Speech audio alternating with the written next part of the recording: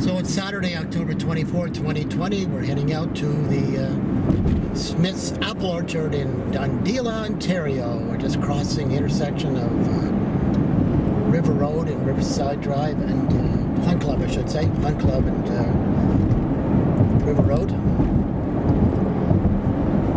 For those who don't know the city, this is near the airport. In fact, let's just take a little cut through the old airport. So this is it's called Lindbergh Place because Charles Lindbergh landed here when he came up to Ottawa. And they named this part of the airport field in his honor, Lindbergh Field. So it's very historical. So this is Ottawa Flying Club is right over here. If you want to learn how to fly, that's where you go. They do lessons. They have a flying school right here. You want to learn how to do it? There's the Ottawa Flying Club. There you go. So. Just thought I'd show that on the way. This used to be a military base, used to be an Air Force base. Military still has a small presence here at the airport. They might be coming back, doing a larger presence. I heard they might be bringing back a fighter testing establishment in one of the older former Air Force hangars over there, so I thought that might be interesting.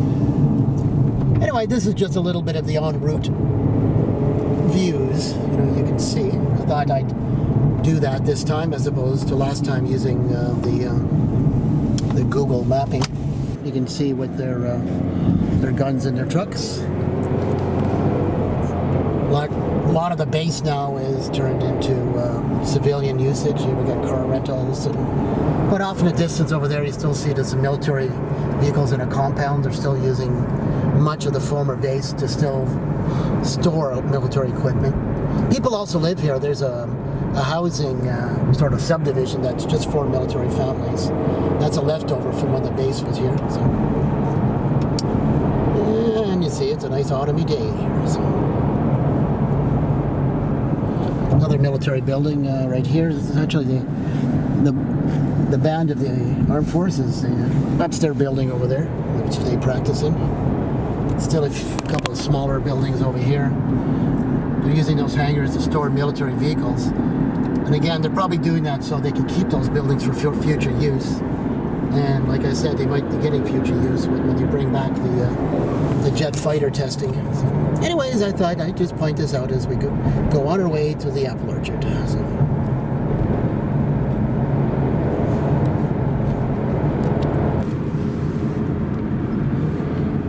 Going down Albion Road, passing by the Rita Carlton Raceway Casino. It started as a place where they used to race the horses. They still do race the horses. There's a grandstand there. They hold some country fairs here as well. Now they're holding the Capital Fair, I believe. And there's a restaurant there, and then people do gambling and things like that. At one time, people didn't gamble very much. Now it's becoming much more common in society for that. So.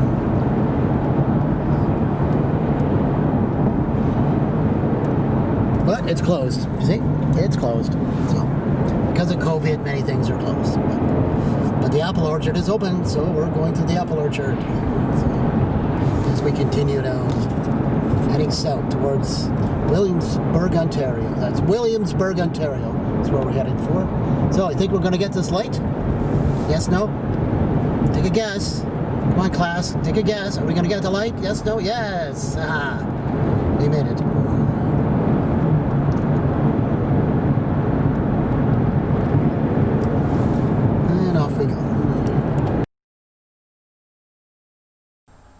First stop is Upper Canada Cranberries in Enniskerry, which is just the southern part of Ottawa. So here's something a bit different. On the way to the Apple Orchard, I stopped in at Upper Canada Cranberries. Cranberries are grown in this field over here. There's the plant where they're packaged in, and there's a little store there. A nice man sold me those cranberries and the juice. I've been driving by here for years and years and years, and I've never actually come here. How neat. So, Upper Canada Cranberries. Cool. Yeah. So, unexpected bonus today. We got cranberries as well as apples. Look at that, eh? And cheese balls. Wow. Was totally unexpected, but this is going to be an interesting part of our virtual field trip. So we're here at Upper Canada Cranberries. That man, as well as the cranberries, has a whole series of old automobiles, particularly old Mustangs that he's restoring. Some of them he's bought in perfect condition. Well, that itself is just an interesting thing to do. So he even has a Shelby there. So if your parents know what a Shelby is, they'll go, wow. So he said, go out in the fields and take a look. So I'm out here in the field. So cranberries actually grow in the water, and he makes specialized machinery that can go in the water and harvest the cranberries. And we saw already over there in the factory there the machinery that he uses to take the berries off the plants. So this is his operation, Upper Canada Cranberries. So, and like I said, I already bought some cranberries, and he supplies cranberries to stores like Farm Boy, for example, and to a winery, he said. So, Upper Canada Cranberries. All right, so let's keep on going, see what else we can see and find on the way to the apple orchard. Okay, well, he also has some antique cars here too. This is quite interesting. Look at this. Ooh. He says, yeah, go look at the packaging. I don't mind, but got some antique cars there. Yep. Look at the interesting old machinery here. Huh? See all the interesting things you can see if you take a ride in the countryside. So this is the cranberry machine, I guess, it processes the plants, and I guess the berries come out. You see the cranberry berries right on the ground here.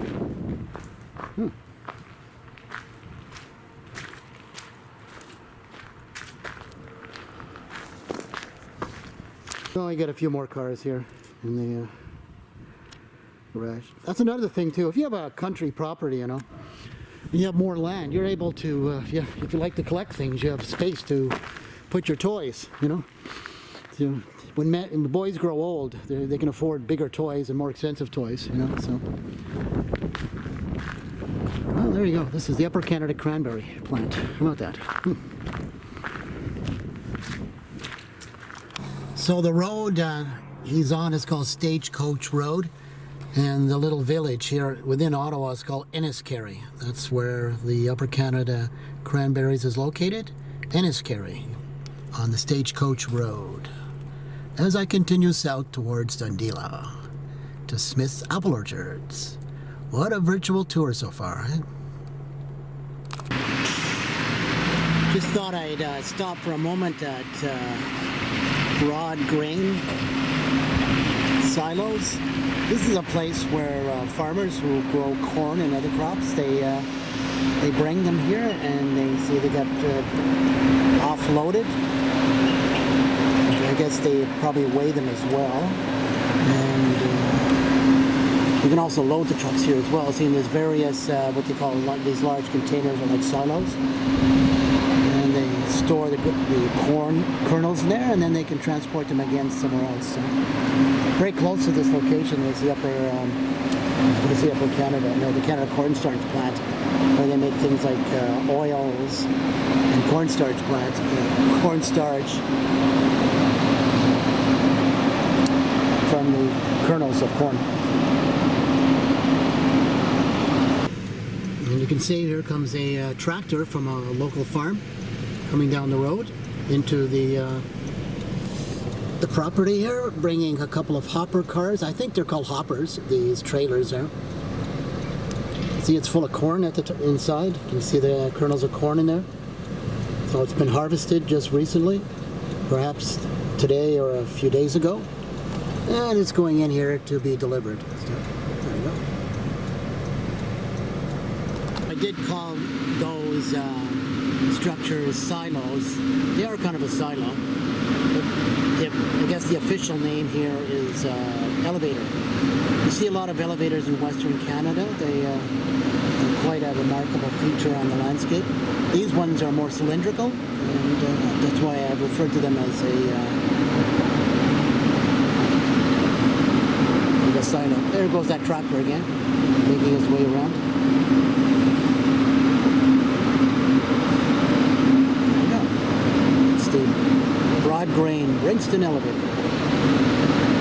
And another way that rural landowners, like farmers, can make extra money is they can rent out their land to these large windmills. You see there's a whole series of these windmills in this area here. And these windmills generate electricity. So if the wind blows, the windmill turns and it produces electricity.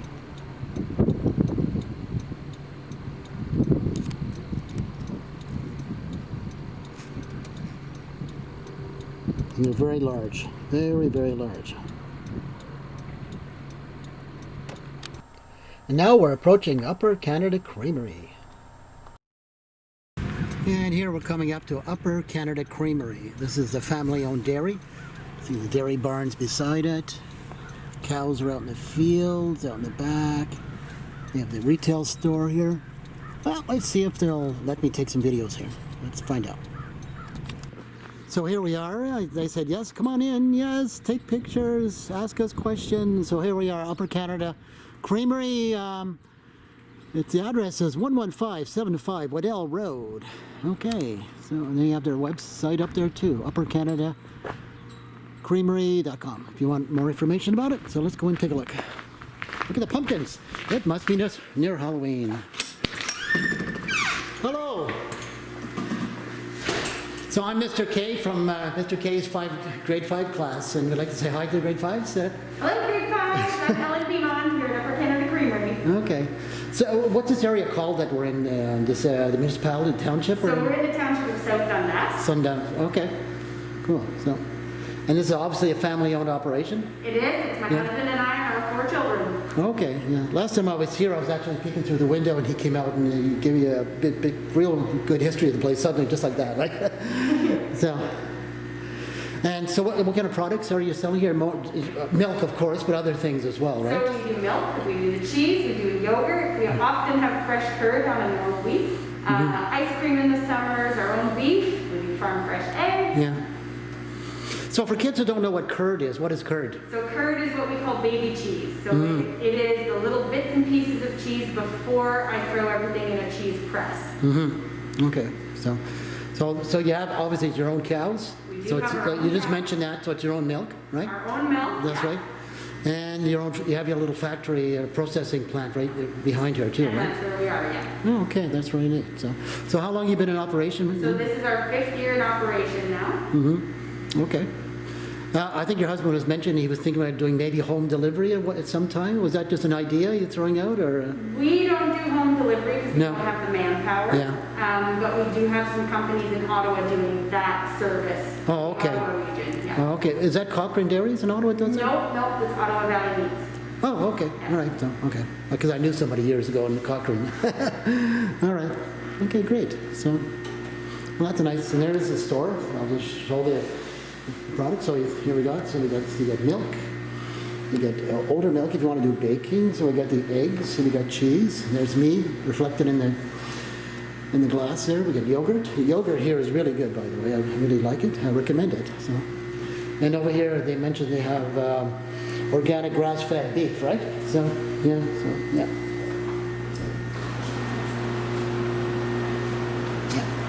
And we got some local honey too, I guess. Nice. So I guess somebody's doing a quick pickup here. I guess they must have ordered ahead of time. So very nice lady, very nice place. So okay. So that's the Beamont Upper Canada Creamery. So if you're in the area, if you're on your way to Upper Canada Village, why not stop in here? Okay. So that was Upper Canada Creamery, and guess what? There's a bonus. In the future, Ellen there is going to give us a virtual tour of the entire operation. So that'll be a special session directly from this place. So we'll be looking forward to that too. So, and there we are. Last time I was here, they had a whole bunch of small cows called calves, and they were playing over here. This area here. Oh, look at that. They got a big solar collector there. Probably making electricity by the looks of it. And the little calves were playing there. Like I mentioned, the cows seem to be in the back fields over there. So. again, like when you have a farm, there's a lot of machinery that you need, a lot of equipment, so you need a lot of space.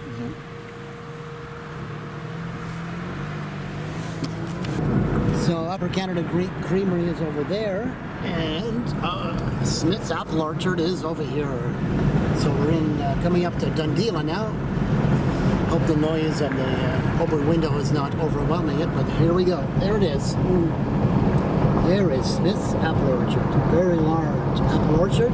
This is the home of the Macintosh apple. It was on this land the Macintosh apple was discovered.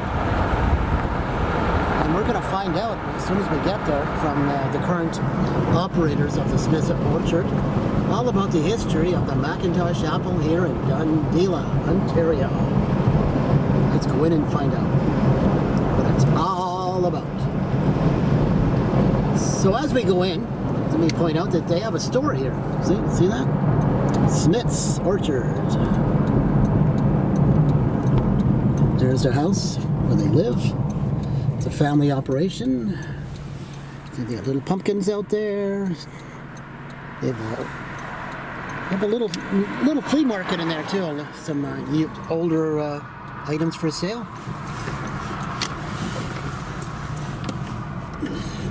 They're open basically until their apples are finished, and that usually goes till sometime in April. So Macintoshes aren't the only apples they grow here and sell. In fact, we'll find out from the owner. So let's go and find out. And this is the Google satellite view showing the location of the orchard. So you notice we have some different colored pumpkins. They're not all orange, like carrots. Not all carrots are orange either, by the way. You may want to Google that. So these are all part of the gourd family. Pumpkins are a gourd, like squash are. So there's my vehicle over there, the Saturn view, and notice it has the kayak racks on top from when I go kayaking. I still have them on the car in late October, just in case I still had a nice warmer weekend that I could go kayaking. Yesterday, it was 24? But because it was a Friday, I couldn't go. But so why can't it be 24 today? So yes, we're open. Okay, look at the size of that wagon wheel, huh? Let's get a picture of myself here. Just showing the size. That's a big wheel, right? Is that working well? I don't know. Oh, that's right. I keep forgetting. I can reverse the. Well, anyways, yeah, that's a little better. Okay. Please wear a face mask. Practice social distancing. Do not enter if you feel sick. Well, I don't feel sick. I got a mask on, and there's only one other customer here, so. Yeah. This is what I meant. They sell a lot of older stuff here as well, so it's not just an Apple store.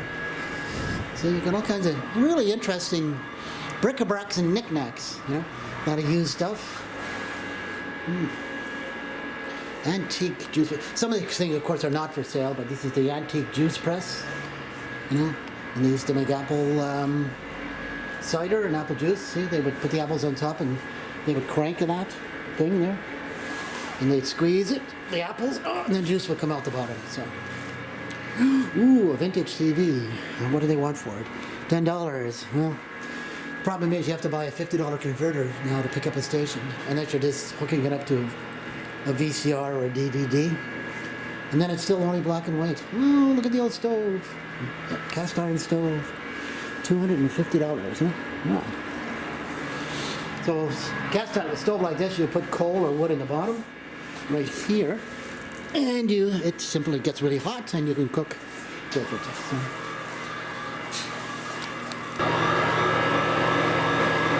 Sign of the times, huh? Sign of the times. And they give pamphlets out here about the historic information. What's up? The biggest Mac of all. The biggest Mac of all. Okay. Can I take one? Yeah, I'll take one of these and I'll summarize it for the class. It talks all about the Macintosh apple here in Dundela, Ontario. Oh, there's the lady. Over there, she's going to give us. So this is Mr. K here. We're over in Dundela, Ontario. We're at Smyth's Apple Orchard, and we are interviewing. I'm Nikki. Nikki? Okay. So hi, grade 5 class. My name is Nikki, and I'm one of the owners of Smyth's Apple Orchard. Smyth's Orchard is a 5th generation farm. My husband is the 5th generation, my son is the 6th. So it's been around for a very long time. We have anywhere up to 30 to 40 different varieties of apples from start to finish. We have pears and plums, we have crab apples, we have pumpkins and all kinds of different things in the store, from jams and jellies. Our picking season starts in August and we finish in October, but our actual season runs from now until February. Okay, so this farm has 120 acres. It was one of the original farms that had been started in this area from the original Mac, which was founded, I believe, I think it was 1805, from John and Alan McIntosh. The story goes that they were passerbys who happened to take hold of the land just up the road from us, and at that time an apple tree was discovered, and they don't know how it got there, but given that they had possession of the land, John's wife was actually it was known as Mary's apple, and then it became McIntosh Red, and it was John and Alan McIntosh. Alan was John's son, and he actually is the one that started grafting the trees, and my husband's great-great-great-grandfather is the one who worked for him and helped graft the trees, and that's how this farm started. So actually 3 of the original trees long ago were actually from up there, and that's what started this farm here. So what is the difference between grafting a tree as opposed to planting a tree from its seed? And you can't actually grow a tree from a seed. So they say, I don't know. But I must point out that one of these apples that I bought here, I threw in the backyard. And it sprouted? Yeah, that's right. I actually, this year, was the first time I actually found an apple, and when I had cut it in half, it was actually germinating on the inside. It had started to sprout on the inside. Right. And I posted it on my Facebook page because it's the first time we actually seen that happen. I'll have to show you a picture of my tree because it's as big as your house now. It's huge. Isn't that awesome? Yeah, and it produces like hundreds of these large Macintosh-like apples. But I understand though, if it does grow like that, it's not considered a Macintosh anymore. Is it considered a wild apple? It's considered wild. Yeah, that's right. Yeah. So we actually tried to do our own from seed, and they didn't take. Like we tried other things, and they didn't take. But the actual apples have not. So. So I guess I got lucky by You got lucky. And it was funny too because I saw it growing one spring because you do a lot of pruning around the fence, and I'm going, but that looks different. I'm going to let it grow and see what it turns out to be. And then one year it started to blossom and then started producing apples, and I'm going, oh, it's a fruit. It's a fruit tree, and But we've tried. We have various wild apples growing along the fence line. And we actually took a few of them. We tried to graft them. Right. And they lasted one season, and then they died. The graft didn't hold long enough. Right. So, look at all these huge. So how many apples do you think would approximately be in those big containers? How many apples in those containers? I guess it goes by weight, I suppose, eh? It goes by weight. So a bushel is anywhere from 40 to 42 pounds, and there's almost about 19 and a half bushels to a bin. Okay. Each bin is about 850 pounds. Okay. Yeah. I noticed some of your addresses say Iroquois, some say Dundela. Because our older ones are all say Dundela. Oh, okay. And some of our newer ones will say Iroquois. Oh, is that it just depends. Is that because they amalgamated the townships some time ago, and that's the official? Kind of, sort of like how it used to be Dundela Road. Now we're County Road 18. Oh, okay. We're no longer Dundela Road. Right. Okay. And what's this dog's name here? This is Echo. She's my 12-year-old lab. Oh, hi. Yeah. She already introduced herself to me inside. So. Did she? Yeah. Did you want to take pictures of the packing room? Oh yeah, I love that. Sure. Yeah. And of course, you also make cider here too, don't you? Right? We do. Yeah. Yep. Yeah. Okay, go ahead. Okay, so this is where we do all the packing, and we pack and sell to the local grocery stores. We supply 20 different grocery stores in the Ottawa area. They're all independent stores. and we do all of the local stores here. So what this machine does is the bids will go into the dump tank, they get washed. Okay. They'll come through these brushes up top, the green brushes, Okay. and that will buff them and polish them. They do have to go through a waxing system, and it's just a fine mist. Those 3 big units up top are actually furnaces, so they dry them. Okay. And then when they come around the corner, this big funny green box has a ball, and it kind of reminds me of like a disco ball. It has like about 1,000 tiny little camera. Okay. And it's constantly spins. So what it does is it picks up any defaults in the apples. So we can control it by computer. If we want 80% red, it'll do all red. Wow. If it's got scab or frost, it'll bring it out onto a separate table. And each table is designated to a different activity. So these 2 tables are for bagging. So all the apples will go in the bags. This one here with the black flap, this goes to juice. Okay. So we'll press cider. And these 2 here are for loose apples. And then they'll come out and we put them in those half dummy Yep. Okay. and those will go to a grocery store. Okay. Yeah. So I didn't realize the computers are used to look out for They do. grading and imperfections, basically, right? They do. Yeah. Wow. So, We can set it for any different program we want. So we basically, the most popular varieties that we have, we'll set them according to whether they're color reds, logos, max right. forms. Okay. Because they're all different colored shapes and sizes. Okay. Right? So we have a different program almost for every apple. Yeah. I've heard that. I don't know if this is true or not, but I've heard that if Macintosh tastes better if you wait for the first frost. Is that true? Is that a? It's not. No, it is. Right? All No. the frost does is really give it the red color. Oh, okay. That's all it does. It gives a really nice red. Uh huh. Yeah. All right. But as far as taste, it doesn't do anything for it. But do you pick a Macintosh later in the year than the other apples for Nope. harvest? No. No. Max usually are Labor Day weekend. Oh. This year was a little bit later Okay. because of the weather. They weren't quite as ready, but normally they're a Labor Day weekend start. Okay. So you're open until you're Usually till February. okay. Yeah. We're open every day from 9 Right. to 5. Yeah. I've seen you open a little bit later though. I think some years you've been open until March, haven't you? We have been, Yeah. but it hasn't been busy enough to justify Yeah. really staying open. Right. Yeah. Okay. So once we hit a lull and it gets really quiet, Okay. then we call But it season. basically, if the parents of these children are going up to Upper Canada Village, it's a good place to stop in till between now, basically, and Christmas, basically, I would say, right? Absolutely. Yeah. We have all kinds of jams and jellies Yeah. and tarts and pies and gift baskets and Okay. yeah. Super. Okay. Well, thank you very much. Okay. You're quite welcome. Okay. So the grade fives, thank you. So grade very fives say much. thank you. Okay. There you go.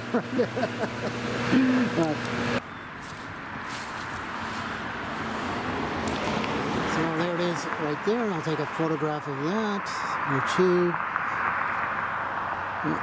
That's the history. This site here is where the Macintosh apple was found. And what does it say? We have a little grave marker here. Oh, okay. It's another sort of monument to the Macintosh apple. Yep. Yep. Okay. So this is a very historic site. Some places, in the world, they might have a more elaborate, fancy place. Maybe they'd make a park here, or maybe have a little museum. But at least they got a sign. But Smyth's Apple Orchard, which is just down the road, kind of is the museum for the Macintosh apple. Without it, and without this plaque, you wouldn't know anything about it. Macintosh originated right here in Dundee, Ontario. How about that? But just down the road from the plaque where the Macintosh apple was found and was indicated by the plaque, they do have a place called Macintosh Park. See, they have their boards up already for winter. I guess that's their trailer they're going to use for the changing hut by looks of. And they have a mural set up here that kind of explains a little bit more of the history of the area. So somebody, see, showed an earlier version. So discovery of the first Macintosh apple, 6 kilometers west of Flashing Light. I think that refers to the town of Williamsburg, just to the east of here, where that sign was kind of located. But here we're actually in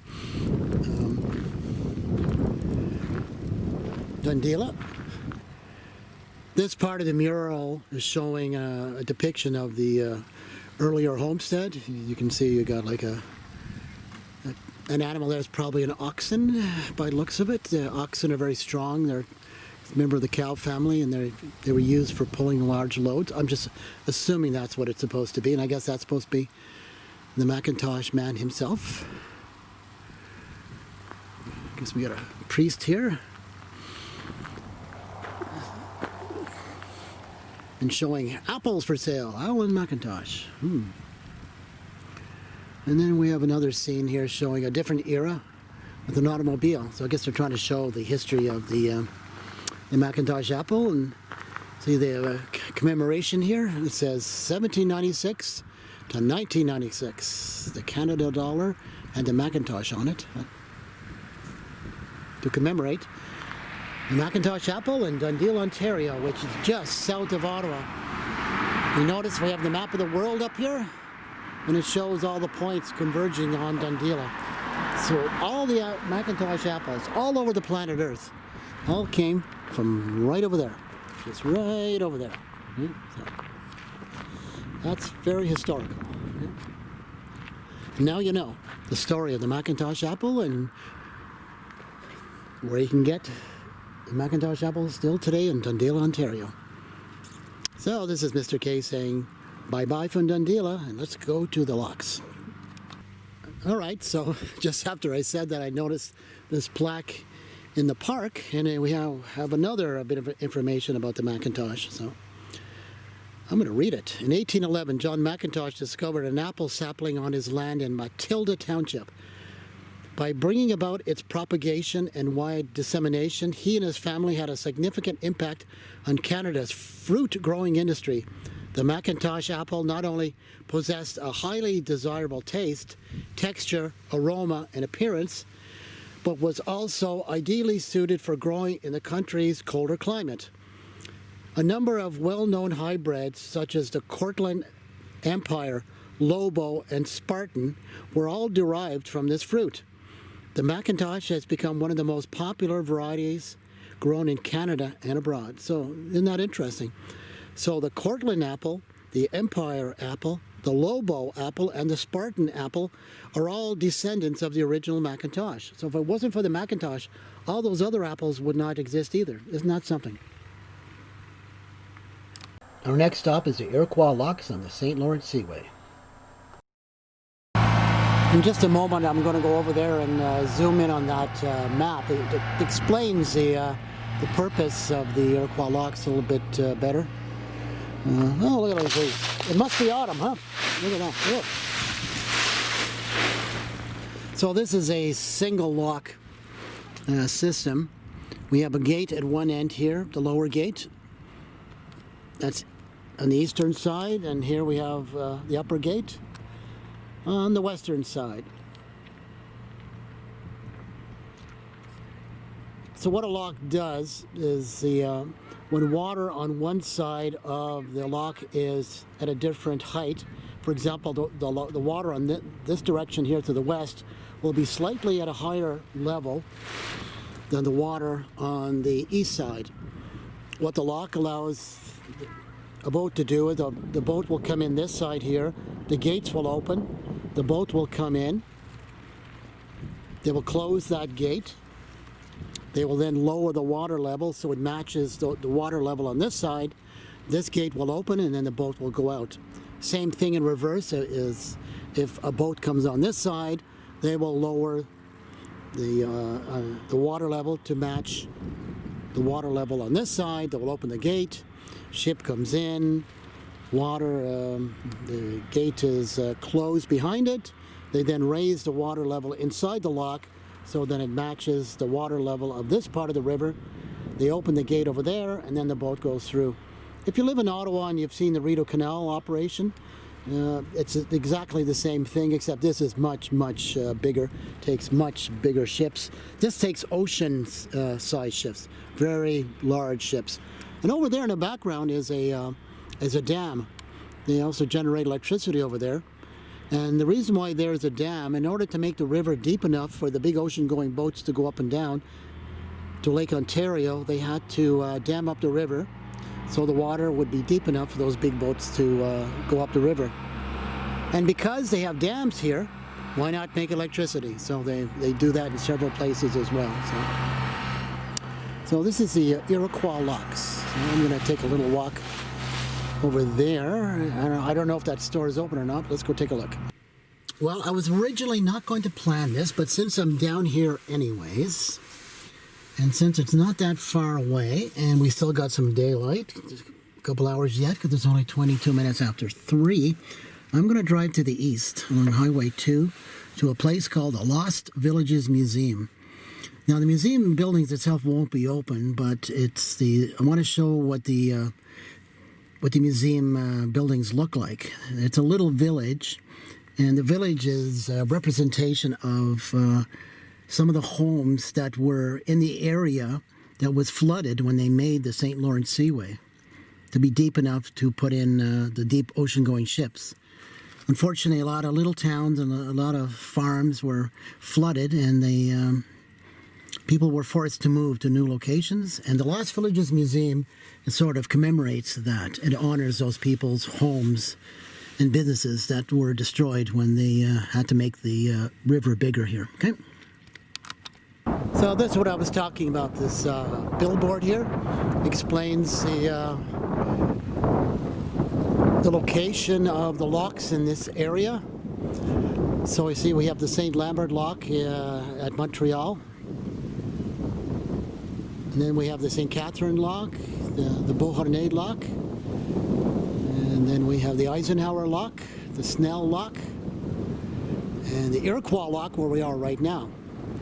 And then from the Iroquois Locks, it goes all the way to the other end of Lake Ontario, where a series of locks around St. Catharines will allow ships to go up and down to Lake Erie, and then on to Lake St. Clair and Lake Huron, Georgian Bay, Lake Superior, Lake Michigan. So here it gives a bit of information about the lock. It says so the normal lift of the lock is 0.5 to 0.6 feet, so it's like 6-7 inches approximately. The length between the gates is 934 feet. The width of the lock is 80 feet. The depth of water over the gate sills is 30 feet. And the minimum controlled depth of the channel is 27 feet. You notice it's in feet. This thing was made, I guess, before the metric system came in.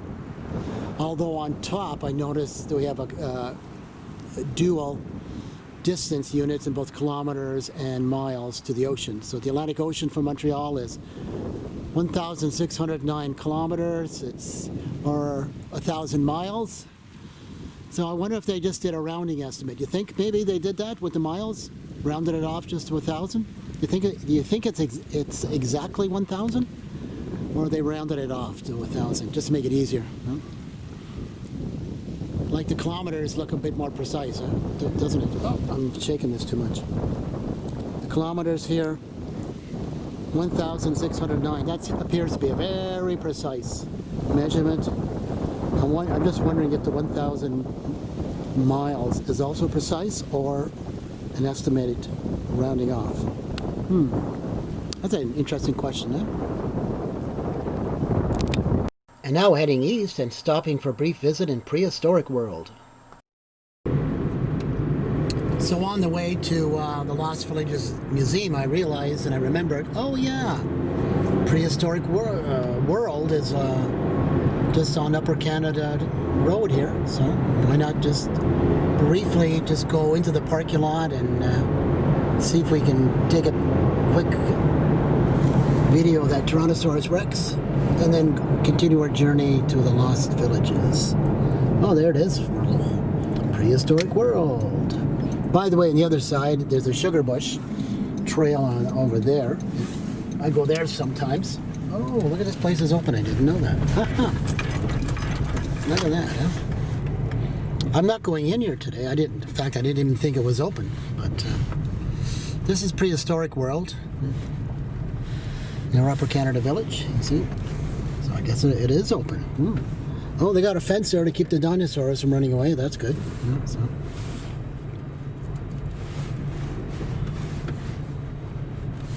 Well, not interesting. I didn't think it was open still this time of year. Look at that. We got a Tyrannosaurus Rex. Was that a Rex over there? What is that? Tyrannosaurus Rex, I guess. Yeah. Neat. I'm going to park the car. I'm just going to find out what their season, how long their season is. I didn't think they were open still. So, yes, they're still open because of the pandemic. They got a lot of extra interest for people wanting to get out of the city, go outdoors, and yes, they're doing quite well. They're not normally open in the fall. They usually close down at Labor Day, but yeah, they're still going. The owner in there says, well, as long as the weather's nice and people start coming, he'll stay open here. So a lot of new exhibits in there too. They're all artists, these two guys who run the place, and it's an independent operation, and they're actually kind of doing really well. So good for them. And now a brief stop in the Upper Canada Village area. And when you're on your way to Upper Canada Village and you start getting close, you see this old train here, an old Grand Trunk steam engine, number 1008. A couple of cars behind it. One would be a freight car. And the one behind that would be a passenger car. And you see we have an old train station. Altsville was one of the towns that were flooded when they built the St. Lawrence Seaway. So they saved the old train station and they put it here as a roadside display. So, on the way back tonight, when it's dark, I'll stop at the same place and you'll see what it looks like at night. Really cool.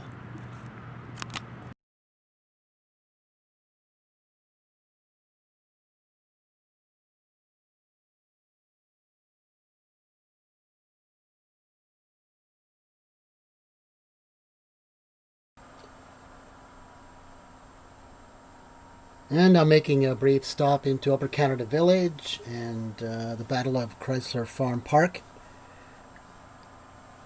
before I get to the Lost Villages Museum. But it's along the way, so why not take a little visit here as well. So, summertime, this is a very nice area. Not only is this the location of Upper Canada Village, but it's also the memorial to the Battle of Chrysler's Farm in the War of 1812. There's also a really nice beach and picnic area down by the water. There's even a miniature train that you can take for a ride that'll take you around the grounds. And it goes all the way from Upper Canada Village along the waterfront, and it stops at the beach, and then it goes to Chrysler Marina a little bit to the west, and then turns around and comes back. They even operate that in the wintertime. There's a small museum that's near that hill, which describes the Battle of the Chrysler Farm.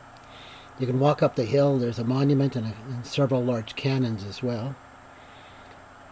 The road curves around to the parking lot at Upper Canada Village. And here you see they have some pumpkins and a scarecrow set up for their pumpkin inferno when I was driving there in October. It's early in the day and people weren't there yet.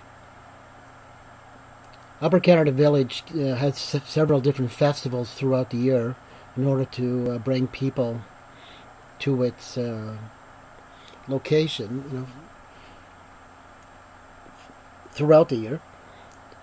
So it keeps people employed, and they also get to do different themes with the village. Obviously, this is a pumpkin Halloween harvest festival they have here, and they decorate the town to match that time of year.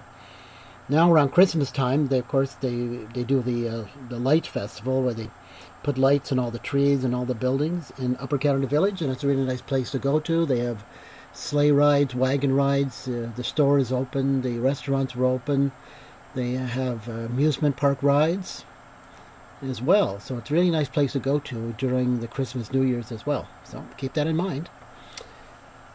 And now, the last stop on today's journey will be the visit to the Lost Villages Museum, which is to the east of Upper Canada Village. A slightly smaller, actually quite a bit smaller type of museum, but a very interesting museum as well. Lost Villages Museum, it's free, whereas Upper Canada Village you have to pay. So just keep that in mind.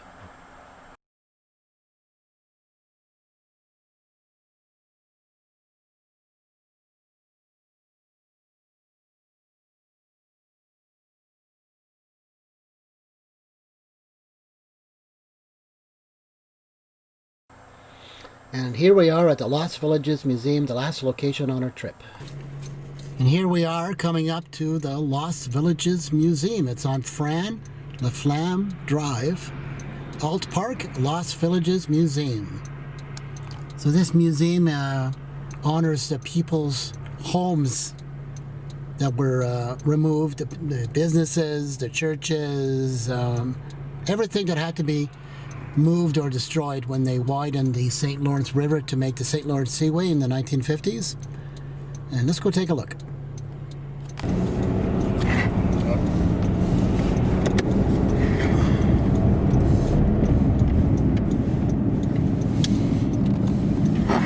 So the organization who decided to put this park here in order to show a bit of what they had lost themselves when they had to move out of their homes and businesses. They saved a selection of different things here, such as a little railway station. Look at that, see? Moulinet Railway Station. Isn't that nice? Moulinet Railway Station. Very simple, a little platform there, so when the train stops, you can get on the train.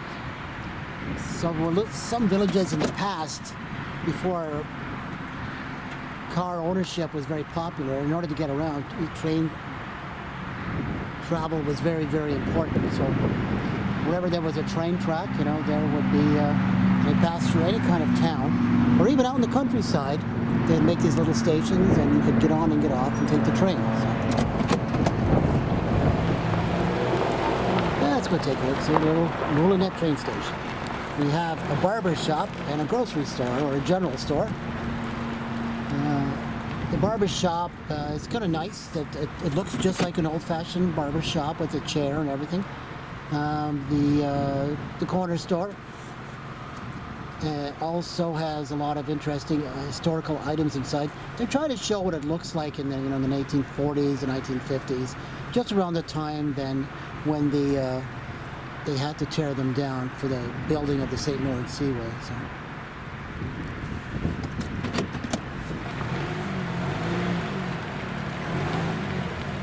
I don't think it's open today, is it? I don't think so. It looks pretty dark in there. But, yeah, see, we have a log cabin over there. We have an old school. Ooh, look at that, kid. That's really scary in Halloween, an old school.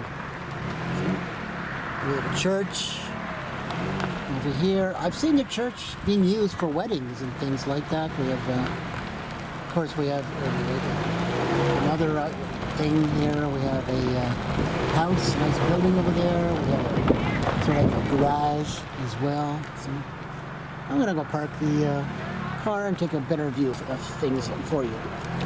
So just a little pros and cons or comparisons between this place and Upper Canada Villages. The pro is it's free, no admission. It's smaller, a lot easier to take a look at it. The cons is, the negative point is, of course, it's a lot smaller than Upper Canada Village. And there's no really activities going on here except when they have the occasional wedding or something like that. So, but, you know, it's an interesting little village showing you basically what it was like in the 1950s, you know. And of course, with COVID now, of course, there's restrictions on what you can see or what you can visit, you know. There's an anchor from a ship. So an anchor is used for large ships. They throw it. They don't actually throw it. Well, sometimes they actually kind of literally throw it off the side of a large ship. But the idea is they they lower it into the water, and those big spikes on each end, they kind of digs into the mud, and it keeps the ship from moving around in the waves and in the currents. You know? And then when they're ready to leave, they raise it up, and yes, it can be very hard to lift it up. That's why they have special mechanisms like big wheels and cranes and gears to lift up the anchor from the depth. And sometimes they can get stuck, and sometimes that chain will break. So that's why they're found later on, years later. So here's a brick building. Oh, got some people laughing here. I guess I'm getting... by the way, this is called a boardwalk. Before they had concrete or cement sidewalks, in the old days they used to put wood down, and people could walk on the wood. So they didn't have to walk in the mud or the grass. So here's another older building, simple brick structure. I think that's a tin roof by the looks of it. Tin roofs were common at one time. So it's a simple rectangular shaped building. There's that garage or shed I was mentioning before. And again, the boardwalk continues along here. Yeah, here we go. And you notice there's a nice porch too. In the old days, porches were very common. A lot of effort was made to put porches and verandas around houses, because you have to realize too, back in the old days when people didn't have TV, one of the things they'd like to do is they'd like to get out and talk with each other. After dinner, sometimes they would just simply go out on the porch and just watch the sunset. That was what people did, you know. Or in the morning, they come out and watch the sunrise. You know? So, and if it's raining, well, you can sit underneath the porch and watch the rain. So that's why porches were built. So porches aren't as common today as they used to be, but they were a very common feature of earlier homes. So. And the nice little boardwalk continues. Some nice benches here. This is an outdoor fireplace by looks of it. Looks like we have a war memorial over there in the background, I think. I'm going to take a closer look at that. Yeah, it's like a barbecue type of outdoor cooking chimney device. So looks like it's fallen apart a bit. I think they need to do a little bit of repair on that. And there's an old church. I think it needs a new paint job. There's that school I was talking about again, a one-room schoolhouse. One-room schoolhouse means there was one room, one teacher, and the class would maybe range from kindergarten all the way to high school, believe it or not, in the same room. So the teacher had to teach all these different grades to all those students, you know, in a single classroom. Because there was only one teacher available, and they wanted the schools to be close enough where people lived.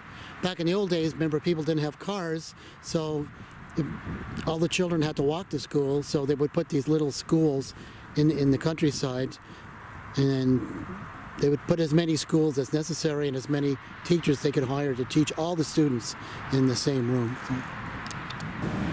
So I don't know the history of this building exactly, but it's interesting to read on top what it says. The Forbes Memorial Reading Room, 1901. Oh, so maybe perhaps this was a library. Maybe that's what this building was. So again, we have the work garage here. It's a shed, a garage, I'm not sure what to call it. Again, here's a view of the church from this angle here. Looking around again, and there's that reading room, library maybe, building.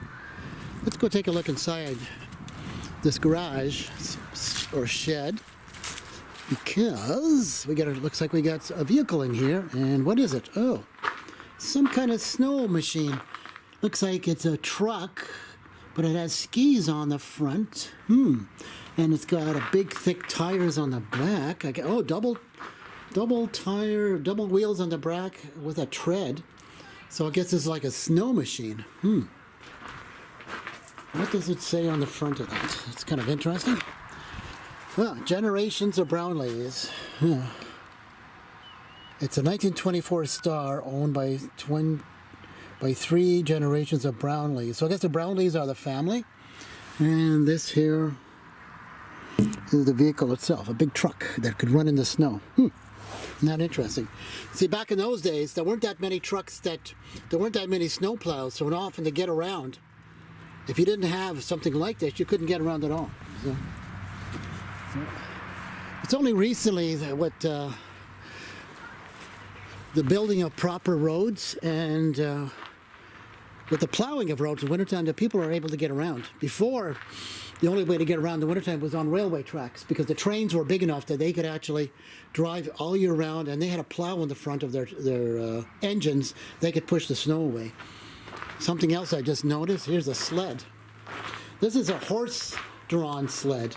So speaking of winter travel, this sled here, you'd sit in it, and how many people can go in here? This is probably just a 2, maybe a 3 people sled here. And the horse would be on the front. You have to imagine you're sitting in it here, and the horse is in the front, and you are just holding onto the reins, and the horse is going to pull this through the snow. That's how people got around before they had snowplows. So. And they have a boardwalk here because boardwalks were common before concrete sidewalks were made, but they do have a concrete sidewalk here as well. So, and again, there's the church. A simple design, small steeple on the top. Most likely there's a single bell up there, and the bell has got a rope on it, and you simply just pull the rope and it makes the bell sound. So I find it interesting they have the door on the side, not in the middle.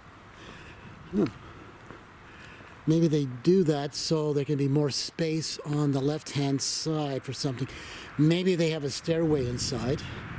Maybe there is an upper level for the choir. I wonder if you can see it through the windows. Let's take a look. And again, here's the schoolhouse, the one-room schoolhouse. Looks like they're doing some renovation on it. I think the shingles on the roof need some work.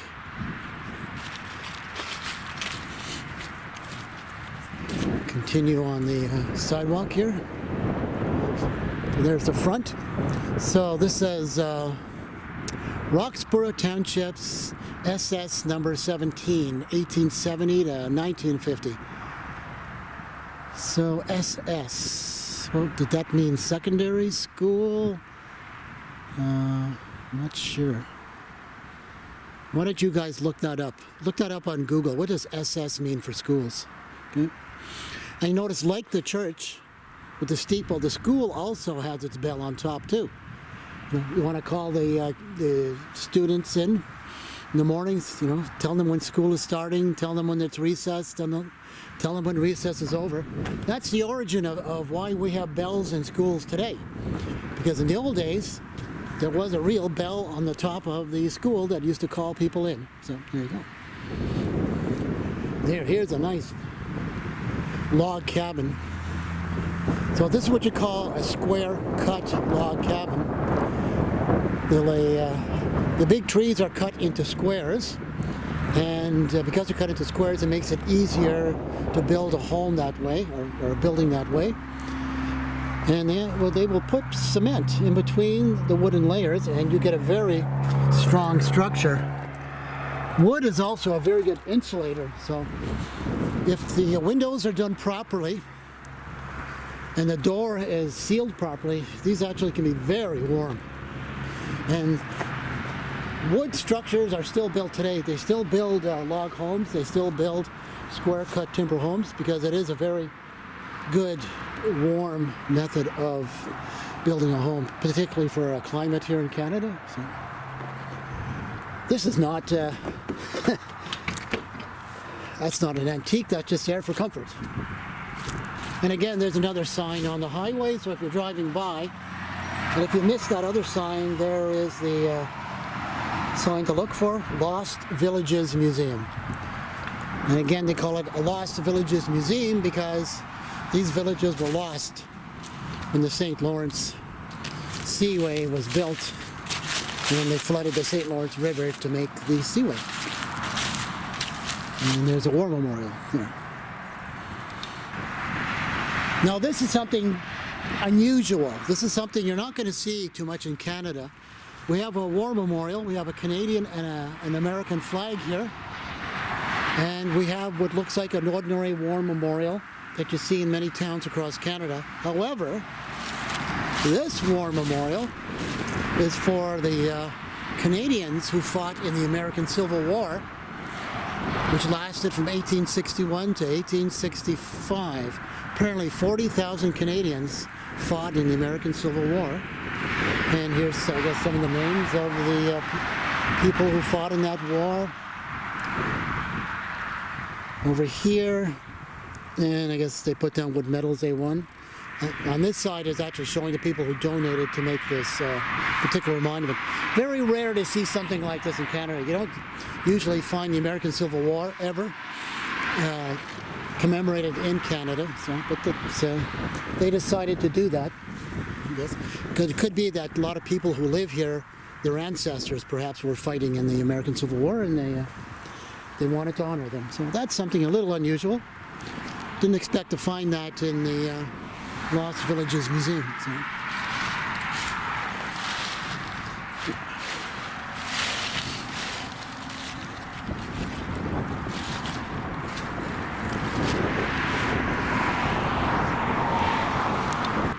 All right, so that's where I was over there, where my finger was pointing. That's where I was. So we're back looking at the village buildings. There's that old square cut log house. You know, what looks like just like a back shed, but it's more than a shed because you see there's a chimney on top, which means there's a furnace or a fireplace inside, or maybe there's something else. Maybe that's a blacksmith's building. Maybe it's a forge in there. Maybe it's a place where the guy was working on metal, maybe making horseshoes or something like that. Maybe that's where that is. I don't know what its purpose was. So.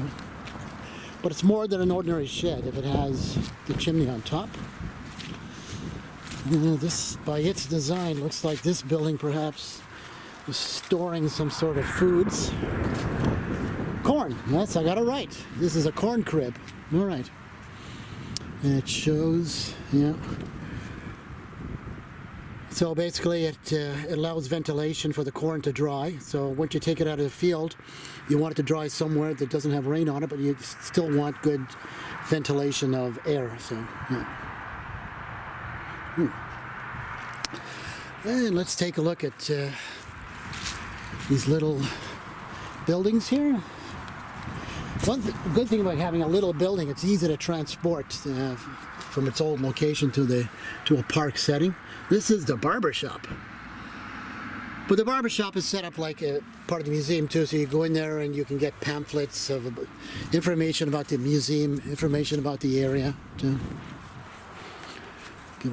See, there's an old barber shop, the old barber chair, you know, people of all sizes, children, adults could sit on it. Up on the wall there, they have many pictures of the original towns that were flooded out when they built the seaway. So it's a living kind of museum. Like I said, unlike Upper Canada Village, which shows a much earlier period of time, this shows the village buildings at the time that they were being removed for the building of the St. Lawrence Seaway. So there's an older bicycle there. And the reason why you have chairs in there, you have a barber shop with a single barber chair, which means people have to come in and wait their turn.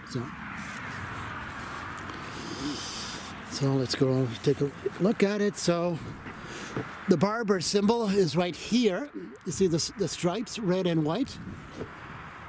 There's several reasons for that. At one time, many people could not read.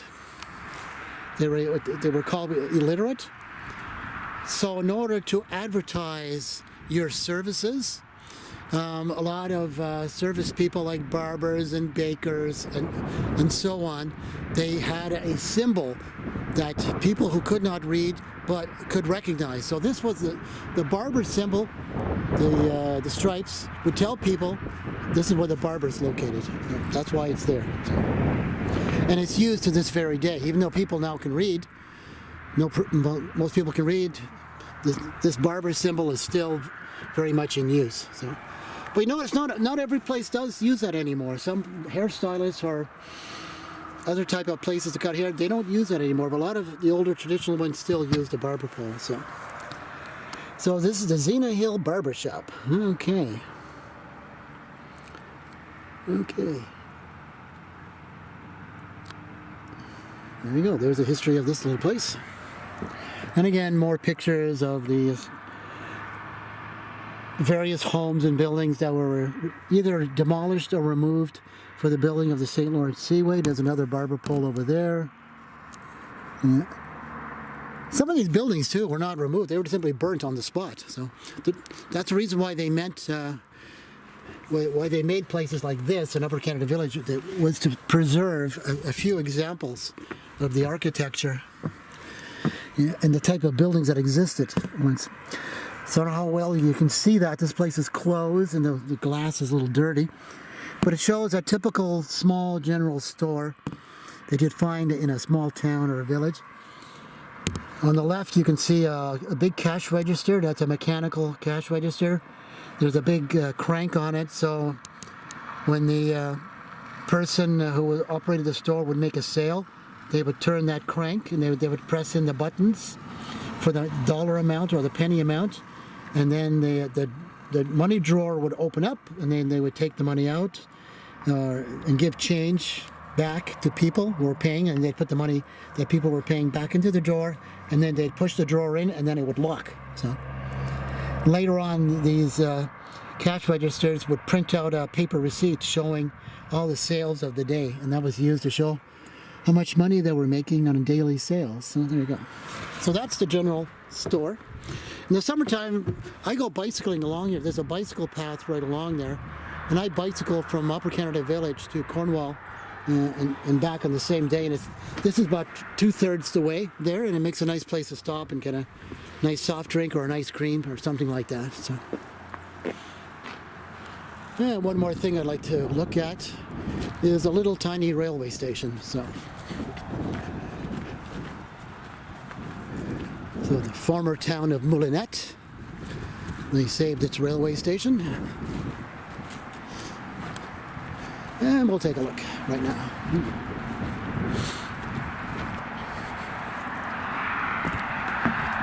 Oh, can't really see much, so it's pretty basic. It's just a door, no windows, and maybe on the side we can take a peek here. Oh yes, okay. Oh, that's nice. So this is a very accurate depiction of a railway station. So we have a nice bench inside, a couple chairs. People can simply rest and wait for the train to come.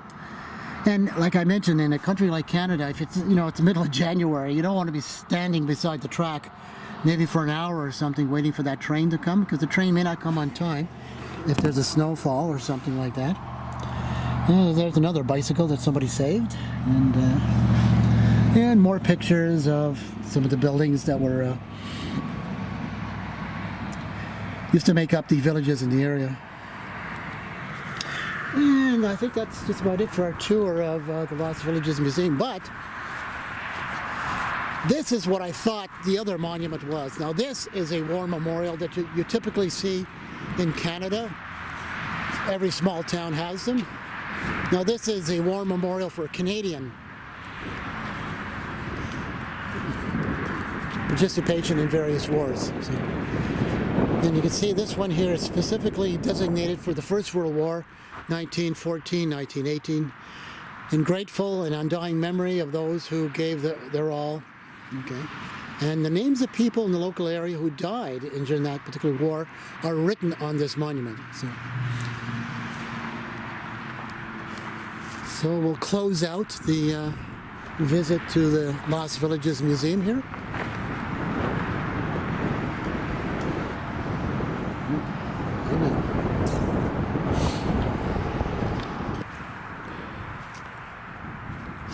the name of the guy who was a blacksmith was Ernest MacDonald, proprietor. That's what prop is written on the sign there. And I guess in brackets or parentheses it said Ernie, so I guess that was his nickname, Ernie the blacksmith. Very small building, and that shows you too, in order to have a job at one time, if you had your own little building like that, a little piece of land, but if you had a good skill like a blacksmith, you make a good living, you know? Because in that era, all the horses need horseshoes, they need horseshoe repairs. And plus, the blacksmith made lots of other metal items. He would make nails, he would make latches for doors, he would make all kinds of things. He would make the various tools you would use in a fireplace. You know, whatever people wanted made out of metal, the blacksmith would make. So a very, very important job at that time. So.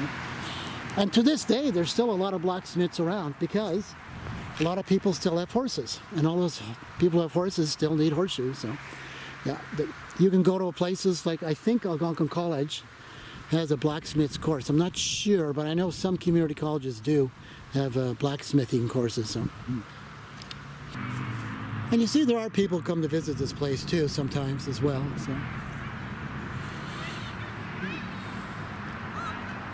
And one last shot of the school building because I know you like schools.